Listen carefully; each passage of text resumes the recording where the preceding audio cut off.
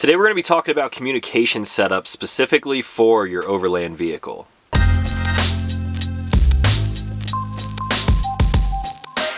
What's going on, everyone? Back with another episode of Stuff and Things, and today we're talking about vehicle comms, communications from vehicle to vehicle, whether you're out on a trail, driving on a road. Having communication between people that you are traveling with is pretty important.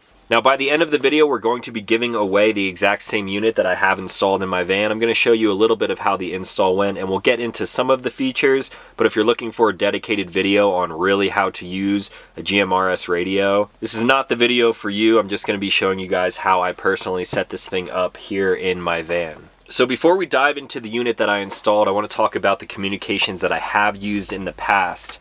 Previously, it was all handheld stuff like this right here. I have a cheap ham radio here, which is great if you have friends that are ham certified and you can use these things. You can really deep dive into using these things in like emergency situations. But for the most part, I'm just using something very simple like this. This is just an old Motorola walkie-talkie from like the 90s. I've got a set of these, so when we're out on the road traveling or maybe on trails, I can give one to a friend or two, and it's just simple on, off, volume, and a few different channels on here. Now, handheld devices like this are great, especially when you are switching from vehicle to vehicle. However, I never really have a good place to store these. Typically, I would clip it to my visor right up here, but when you're traveling on bumpy roads, this thing has fallen off and hit me a bunch of times. Same thing with the little walkie-talkies here. So since I'm constantly traveling in my vehicle, I wanted to have a good setup that was actually hardwired into the van. That way, I never had to worry about batteries dying and charging this stuff up while I'm on the go. I wanted something that was never going to leave the vehicle, so I ended up with this unit right here. So let's dive into it a little bit. This unit right here is coming from Midland USA, a very popular communications brand out there, and this is their micro mobile GMRS two-way radio. The model number on this guy is the MXT275. It has a lot of functionality to it, but it's not over the top complicated, so I would say this is a pretty good entry-level radio for most people out there who want to get communications into their vehicles. This model has 15 watts of power, a fully integrated control microphone. I have that thing conveniently located right next to my shift knob here.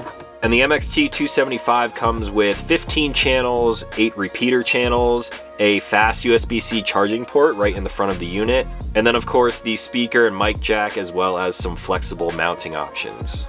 Now, with a radio like this, you're going to be able to communicate with other two-way radios out there, basically any other GMRS radio and also some FRS radios. As an example, after I finished installing this thing here in my van, I fired up one of these super old Motorola walkie-talkies and the connection worked great. Now, when it comes to power and range of different radios like this, again, I'm not going to nerd out about this stuff. I'm not even really going to talk about a GMRS license or ham radio license. If you want to learn all about that stuff, there are plenty of other videos out there. I will say, however, when it comes to power levels of radios like this, I don't need anything super fancy, and most people don't. When you're communicating with friends as you're traveling on a trail or out on the road, you're only communicating within like typically a couple feet, maybe a mile or two. But for the most part, people don't really need radios that are going to stretch for miles and miles. If you're into that thing, that's cool. These are definitely very capable. They actually offer a more powerful antenna kit, which I did not choose to install with this thing yet because for years and years, little handheld walkie-talkies like this have just been fine for me. So the problem that the MXT275 is solving for me is that it is now hardwired in the van. I'm never going to leave without it, and I won't have to charge it because I have it hardwired into the van. The range of this unit with the stock antenna that it comes with is plenty far for me, and I really don't think that I'm even going to install that more powerful antenna just because I don't think I'll actually ever need it. Now, before we dive into how this thing actually works, let me give you guys a little bit closer of a look at the setup and how I chose to install this thing into my 2018-2019 Mercedes Sprinter van. Now, when I started looking for the best place to install this thing, the most obvious point was right here where I now have it installed. This is just like a little flat cubby. There's no lip on it or anything. It's not super deep, and typically I would just throw things in there, and then as I would accelerate, they would just kind of fly out and go all over the van. So it wasn't really useful space for me before, and it happens to fit this unit here perfectly. I actually did this install yesterday. I came out just to sort of mock things up and figure out where I wanted to put everything, and then next thing you know, I already had it installed. So the install was super easy, and if you happen to have a Sprinter like this, I'll give you guys a quick look at how I actually did it. So this micro mobile unit is actually made to be mobile. You don't have to hardwire it into your vehicle like I did, but if you're opting for a system like this, there's a good chance that you want to do that. It did come with a little 12-volt plug, so initially I thought maybe I'll just plug it into this cigarette outlet down here and then kind of mount it down on the floor somewhere, but I didn't really like hiding wires and stuff like that, so that's why I decided to hardwire it into this area up here. If I didn't hardwire it, I could pull it out and take it over to my Tacoma, throw it in a cup holder and plug it in, and it's going to work great. This, however, is a lot cleaner and it's built in, so it's never going to leave the van now. So installing in a Sprinter like this, what I did was pulled out this whole cup holder tray here.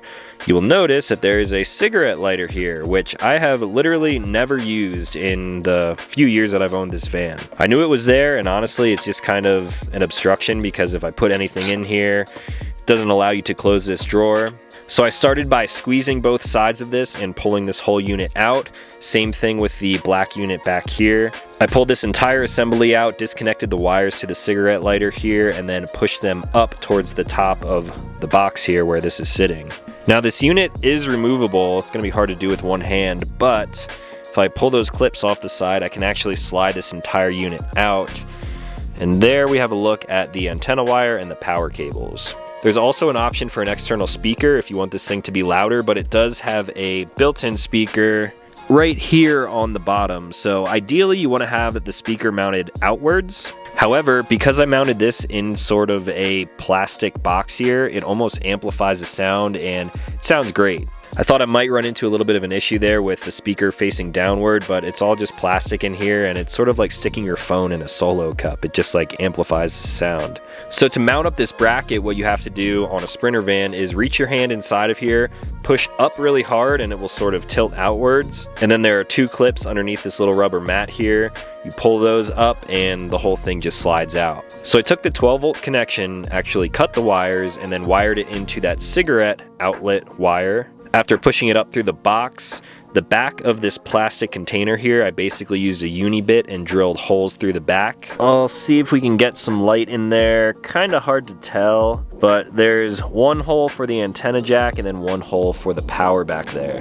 To mount this actual bracket, there are screws that go up into the plastic on the top side of this. So what I did was actually take a uni-bit and I drilled a hole through the other side. That way I could fit a screwdriver through it, and it's covered up by this rubber mat, so you'll never see it. I drilled holes there, that way I could mount the bracket, mounted the bracket, installed these cables here, and then simply slides that into place and basically is locked in there. While we're looking at the front of the unit here, this little plug covers up the USB-C port.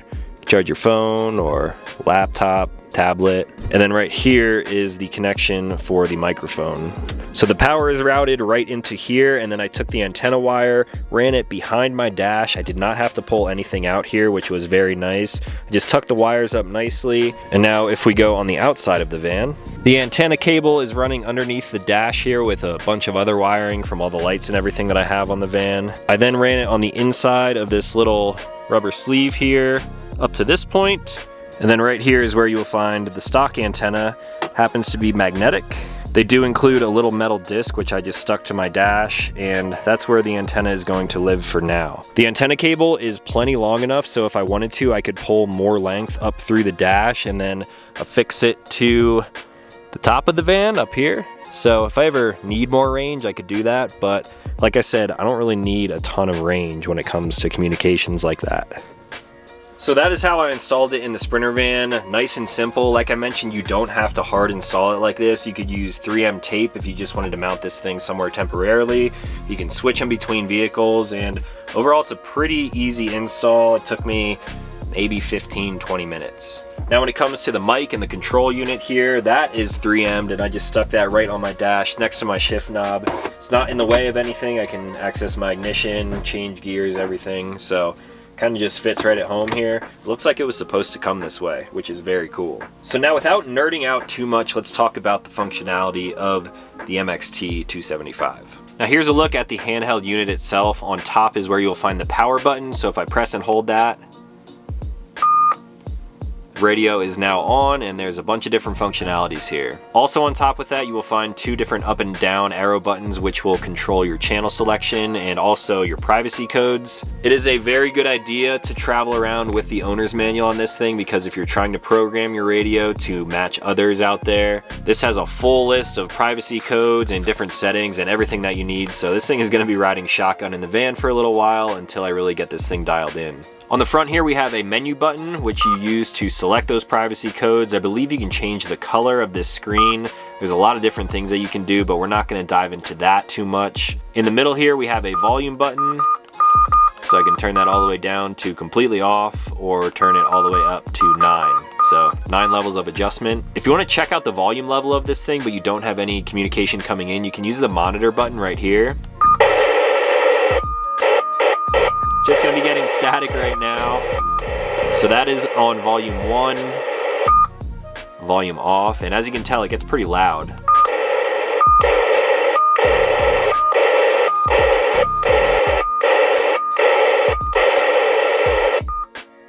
Plenty loud. Across from that, you have a call button right here, in case you need to throw out a call signal. You do have a lock button, so once you're on the channel that you want to select, you can lock that into place. That way you're not bumping it and switching to the wrong channel by accident. Then you also have a scan button right here, so if I press that, it will scan through all of the channels. Like I mentioned, there are 15 channels on this thing, roughly. And then you also have the 8 repeater channels as well as a weather channel up here. This thing is pretty cool actually. So if I press the weather button, that is loud. So that thing will give you weather readouts depending on your location, and that is definitely going to be coming in handy when I'm out off-grid, no cell phone reception. I think I'm going to end up using that quite a bit. On the side here you have your push to talk button. When you press that, you have a little red light that lights up there. Also on the screen you'll notice those bars there that shows your transmission signal strength. And then on this side here we have another plug for a mic and speaker if you want to run this thing like up on your seatbelt, or maybe you want to clip it up to your dash. When you're looking at the channels here, the lower numbers are typically a lower power level, and then once you bump up from 7 up to 15 all the way up to I believe 22, yeah, that will be your highest level there. So 15 to 22 are going to be higher frequencies, more power. You're probably going to get a little bit more range out of it, but again, I'm not here to talk about radios because I am no expert on it. Now, one more thing that I guess we can do is a little bit of a test. So here I'm on channel 7. I'm going to turn on just a regular old walkie-talkie. This is something that most people's kids probably have. Check, check, check. Check, check, check. So there you go. Works with basically any walkie-talkie out there. FRS, GMRS. It's a very simple and easy to use unit, and like I mentioned, communications are very important. So the reason I installed this in here is because we're going to be going down to Baja, Mexico, and Midland is actually going to be sort of one of the sponsors of the event. I'll leave a link in the description down below if you guys want to buy tickets and come out to this event. So speaking of all that stuff, like I mentioned in the beginning, we're going to be giving away one of these Micro Mobile MXT275s. To enter for your chance to win this unit right here, all you have to do is 1, be subscribed to the channel, 2, slap a like on this video, and 3, leave a comment down below. I'll pick a winner after a week. I'll reply to your comment or try to shoot you a message to get your details, and we'll ship one of these out to you. So if you guys have any questions on this specific radio unit, let me know in the comments down below. I'll probably give you guys some of my more detailed thoughts on it as we're traveling and I'm actually using this thing. So until then, if you want to find out more information, ask some questions down below. I will also leave a link to where you can pick one of these up, either on Midland USA, or I think they're even available on Amazon. Yep, this exact unit available on Amazon right now for $164. So you're not going to break the bank. You're getting really good product from a company that is tried and true, and I'm excited to test this thing out. So if you guys are new to this channel, consider clicking subscribe. I make new videos every week. As always, thanks for watching. I'll talk to you in the next one.